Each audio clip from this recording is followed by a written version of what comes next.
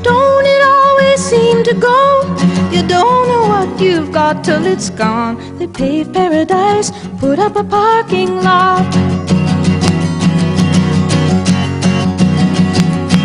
Now they took all the trees, put them in a tree museum. And they charged all the people $1.50 just to see 'em. I said, don't it always seem to go? You don't know what you've got till it's gone. They paved paradise, put up a parking lot. Hi, I'm Camilla Ferrer with The Buzz. Tonight we're at the Music Center for the 75th birthday celebration of Joni Mitchell. The carpet is about to start, so let's check it out. New music buzz. Yes, Hi. New Music Buzz. Oh, Hi. we have all your records. How did you guys discover Joni Mitchell's music?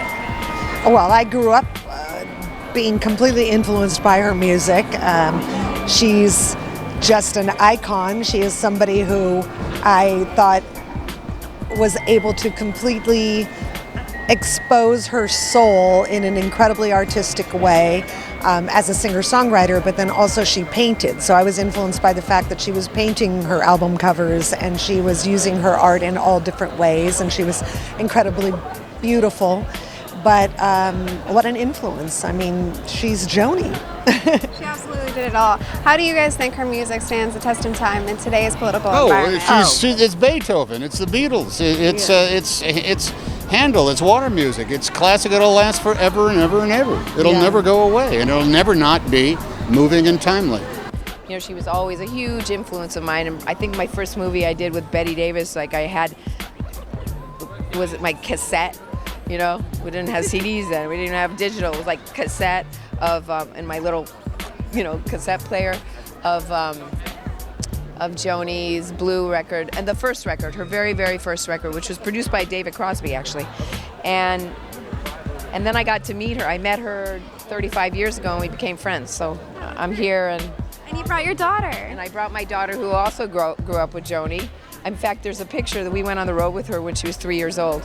There's a great picture of her on my Instagram of Zoe on the road with Joni.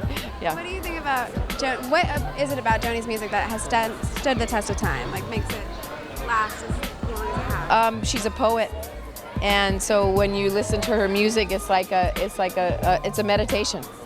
It's like being in a poetic meditation. And as her friend, She is. Oh. And as her friend, Love you, Joni. what's a quality of hers that is different? What's her friend unique quality? Well, I mean, she has the best stories in the world. She just tells fantastic stories that can last hours. My wife introduced me to Joni Mitchell. Well, actually, T-Bone Burnett introduced me to Joni Mitchell 10 years ago. And I was too young to really understand. But when I fell in love, after a whole lot of heartbreak and a whole lot of experience, life hit me like a tidal wave. I heard Blue for the first time, and then I understood Joni Mitchell. And that's down to you. You're welcome. How would you say her musical messages reign in today's social environment? I think they are a resounding prophecy. In similar to Blowing in the Wind and Times Are Changing, Joni Mitchell's songs were predictions. These things have come to pass, and her lyrics are profound, and they resonate around the world as very true. She sings about things that are eternal, like love, something that's precious and very rare, and those of us who do have it are blessed. And she also sings about the environment, and that is an issue that I'm very much concerned with, and certainly in the circumstances that we are in now, and we just had an election yesterday, and we did well in the House, but the environment has been degraded by this administration, and her songs are even more meaningful today. So she sings about things that are very relevant to our times as well, even now, although the songs are many decades ago. 1971 Philadelphia Folk Festival. I was just there with some friends. I wasn't performing, although I wanted to perform.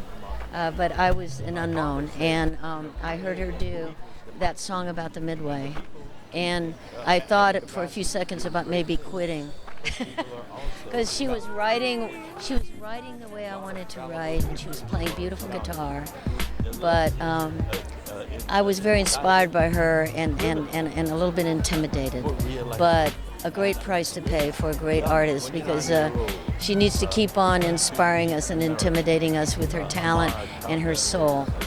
She is a very incredibly unique songwriter. What do you think about her songwriting and her messages has stood the test of time? Oh yeah, well I think she deals about issues that are that we all feel. She's writes about universal issues, but definitely in her own idiosyncratic way.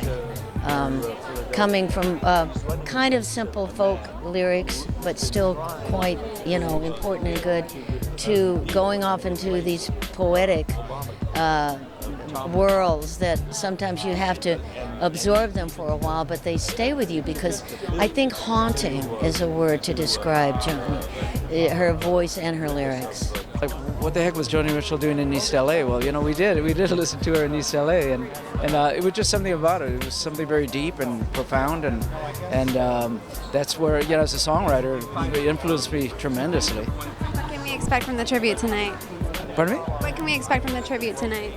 Oh, it's going to be terrific. And what we're doing tonight is going to be, it's a showstopper. Yeah. This is going to be Joni Mitchell estilo Fandango Jarocho. Me encanta. Muchísimas gracias. Un gusto. It brings back a period in my life when Joni and I spent a lot of time together and recorded together and traveled together. Those were great days, and it was so exciting, and to have an evening devoted to Joni, and to have this wonderful cast of characters singing this, performing this music is really, it's a great idea, and it's a wonderful reality too. And I think her involvement in this project tonight has been a good thing. And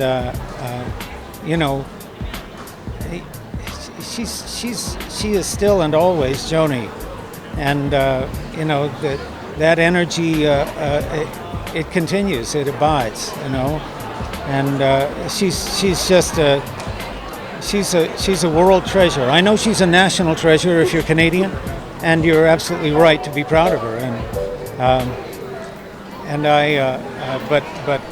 She belongs to the world, Hey, I'm Brandy Carlisle, and you've just been buzzed.